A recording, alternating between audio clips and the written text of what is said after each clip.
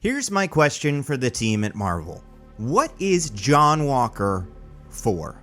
Like, why is he a part of Falcon and the Winter Soldier at all? Because leading up to the finale, I thought it was pretty clear. John is the perfect soldier. He can follow orders, is brave, and even looks a little bit like the old Cap.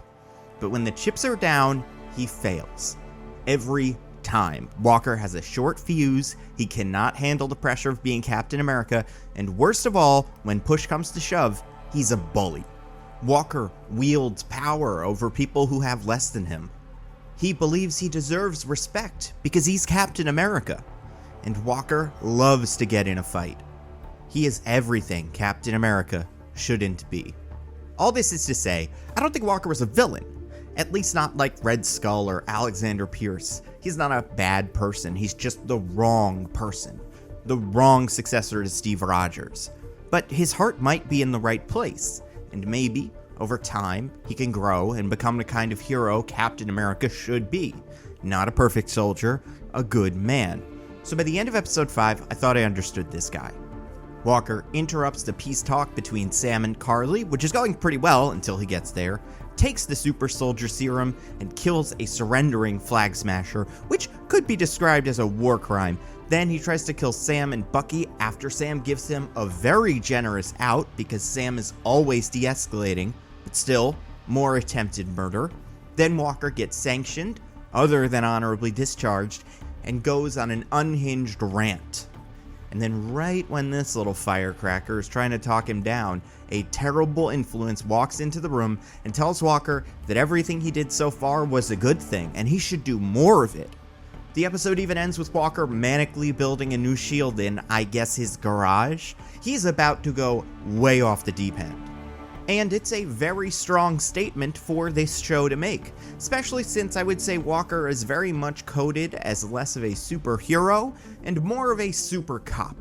He hangs out with the cops, talks about jurisdiction, his partner wears a bulletproof vest. So to have a show in 2021 replace Steve Rogers with a cop and have that cop kill a surrendering soldier on camera is a strong and I think very cool statement to make. Especially since Steve's chosen replacement is a black man who gets harassed by the cops in episode 2. So taking a superhero series about race in America in 2021 and turning one of the antagonists into a trigger-happy law enforcement officer seemed like a great way to modernize the Captain America story. And like I said, is the John Walker at the end of episode 5 a bad guy? It's unclear. He seemed like he was a generally well-meaning soldier who just wanted to be the best Captain America he could be. But Walker was given way too much power and responsibility too quickly, and in a moment of emotional weakness, he took advantage of that power and did something terrible. And because Walker was now out of power and being manipulated by some sort of mysterious Selena Meyer type, it seemed like he was going to make a bad decision. And what would that have said about John Walker? Honestly, it makes him part of a corrupt system. Walker's being taken advantage of because of his power and willingness to follow orders.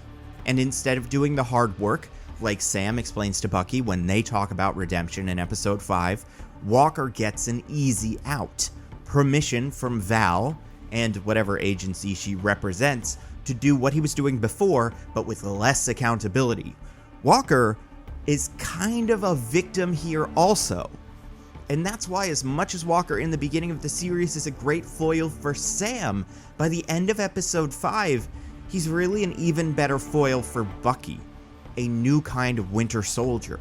Not brainwashed by Hydra technology, but by a lifetime of propaganda. And not controlled by secret code words, but by a corrupt system that lets his worst impulses run wild and isolates him from better influences and from consequences.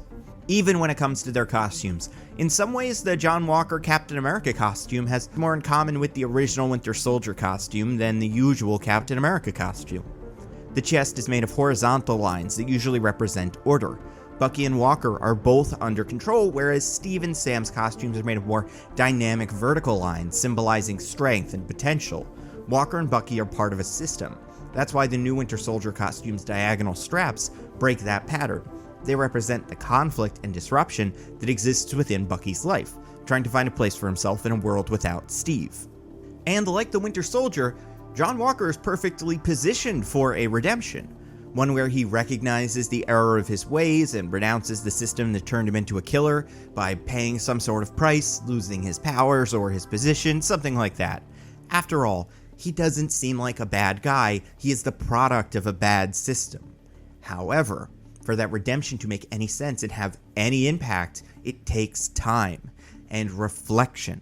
Otherwise, who cares? Why does it matter? What does a quick redemption for Walker tell us about John himself, or the justice system, or human nature? And sure, maybe the Marvel Cinematic Universe wants a John Walker that can fill the US agent role. The Captain America, but worse. Always follows orders, takes no prisoners, and potentially leads to Dark Avengers or Thunderbolts or Force Works somewhere down the line. Well then, the John Walker at the end of episode 5 is perfect for that. He is disillusioned with his government at the end of his rope and still believes everything he did was justified. So now Val can scoop him up and use him to lead a darker team. Perfect. So then why? Oh why does John Walker get a dumb little redemption in episode 6? Why does he smack his head a few times and then make the right choice? When given the option to pursue Carly or save the truck full of hostages, why on earth does John save the hostages? It goes against everything he has done leading up to that moment. What does that choice mean for Walker or the show? Has he learned something? If so, what? To be good? How did he learn that? When? We sure didn't see it. I mean, yeah, Lamar tells Walker that Walker always makes the right decisions in the heat of battle, but we never see that happen before Walker takes the serum, and definitely don't see it after. Walker gets angry, screams at people, barges in on Sam and Carly, and then kills the Flag Smasher and tries to kill Bucky and Sam. Then he yells at the senators and lies to Lamar's family. If I had to nail down Walker's character, it is that he always makes the wrong decision in that moment. He's impulsive, impatient, and violent. So the super soldier serum shouldn't make Walker worse, it should just make him more of himself. And it sure seems like Walker needs Lamar to keep him on the right track. So Walker in episode 6 should be the most unhinged so far. Lamar got replaced by Val. Walker lost the shield and made a new one. We get no indication that Walker has changed and will make a good decision until that very moment. And part of me originally thought, well, maybe it was just not executed incredibly well. But hey, at least the team behind the show seems to know what's going on with Walker. Maybe this was just like a studio thing. However, in an interview with IO9, when asked about how the audience is supposed to feel about Walker, Kari Scanlund, the director of episode 6, said, quote, "Well, we left it a little vague on purpose, but at the end of the day, I wanted people to like him, and I think everyone does like him." And no, we do not. Not yet. Walker does not deserve redemption. He hasn't done the work. His journey just started. We need to see it play out. So if I could make one more small change to Falcon and Winter Soldier, separate from all of my Flag Smasher changes, it would be this. Walker should not make the right choice in episode 6. And I believe you can play episode 6 one of two ways. The first is pretty simple, but I think it's just as effective. Just have Walker sit episode 6 out, and have episode 5 be where Val gives him the new suit. The hearing ends, Walker lies to the family, and then the episode ends with Val giving Walker the new title. Val can tell Walker that something might be going down in New York and you should stay out of it. It's bad PR, no win kind of situation. Plus, I'm building a team and you're just the beginning. And that's the end of episode 5. Either way, I think the new suit reveal should come at the end of episode 5 instead of 6. If John Walker is going to show up in episode 6, it should be as US agent, mirroring Sam's transformation into Captain America. But let's say we need Walker in the finale, like it's the rules. Okay, let's rewrite episode 6. So Walker gets the US agent suit at the end of episode 5. Have Val also tell Walker that there's been chatter that the Flag Smashers might do something at the GRC meeting, and that would be the perfect time for some sort of US agent to come save the day, so Walker should stay close. Also, not to nitpick, not unlike my podcast, mostly nitpicking, please subscribe, but I feel like we've kind of mischaracterized Val online. I hear a ton of people calling her Madam Hydra and saying Madam Hydra is in the MCU, and I feel like that is a humongous stretch. In the comics, Madame Hydra is a Viper, aka Ophelia. There is a comic run called Secret Warriors where Val takes over as Madame Hydra, but A, it ends there, and B, that turned out to be part of a secret triple bluff. It's a great comic, absolutely worth the read, but that is a tiny fraction of her overall career. Back in the day, Val was Nick Fury's right-hand woman, the two were even together for a bit. Val is a spy master. So seeing Val show up and saying Madame Hydra is in the MCU is like seeing Mac Gargan show up in Spider-Man Homecoming and getting excited because that means Venom is in the MCU. Like, sure, he technically was Venom in the comics, but that is definitely not what he's known for, and characterizing him that way is a good way to get your expectations all out of whack. Anyway, I also like the idea that Walker makes his own shield, but US Agent has so many good shields. Have him make the red and black one, or the one that just says US in the middle, or have Walker make a metal one in the shape of an eagle. Shape it like the Distinguished Service Medal. Make it look really janky, but very different from the traditional Captain America shield. So the finale starts the same when Carly starts threatening the hostages in the armored cars. Walker arrives in his new US Agent suit. And not to nitpick again, but we don't need the exchange about Lamar between Carly and Walker. It felt very awkward, and the idea that Walker will stop for a conversation doesn't really gel with the angry Walker I believe this series has been building towards. Maybe Carly apologizes, but Walker is too in his head and doesn't even respond. And I didn't love when Carly said that Lamar's life didn't matter, since I'm not sure what they were really getting at with that phrasing, but I think using the phrase life mattered feels intentional. Maybe this is just your Mortal Kombat kind of characters having a brief conversation that ends with a misunderstanding and then a fight, but these guys already hate each other, so let's just get right to it. So Walker fights some Flag Smashers for a bit, and then we have the teetering armored car. And Walker has a choice: to save the car full of politicians he hates, or pursue Carly and catch Lamar's real killer. And he thinks. He sees Lamar, tell him that he always makes the right decision, and he looks at the armored car. But then he remembers Lamar's death, and the other than honorable discharge, and then Val telling him that she wishes he killed the whole lot of them. And then Walker goes for Carly, and everyone sees. Then Sam catches the armored truck, everyone applauds, and Walker has a fight with Carly, which he wins. And Walker brings Carly back to the crowd and expects some attention. He says, "I got her, don't worry." But everyone is too busy congratulating Sam, and people are saying that Sam is their new Captain America. Now we see both versions of Captain America, the world's greatest soldier and the world's best man. And the crowd gets to reject Walker in favor of Sam. Walker acts as a very clear foil for Sam in this moment. And then Walker sees Sam in the new suit for the first time and gets angry. And Walker says, "You don't deserve that shield. And as an agent of the US government, I order you to return it to me." Sam calmly says, "I don't take orders from you." Walker throws a punch at Sam, Sam blocks with the shield, and then uses it to knock Walker on his ass. Walker, embarrassed, leaves. Batroc shoots smoke into the crowd, Carly gets away, the rest of the finale goes from there. Listen, redemptions are a dime a dozen these days. Some are earned, some are not.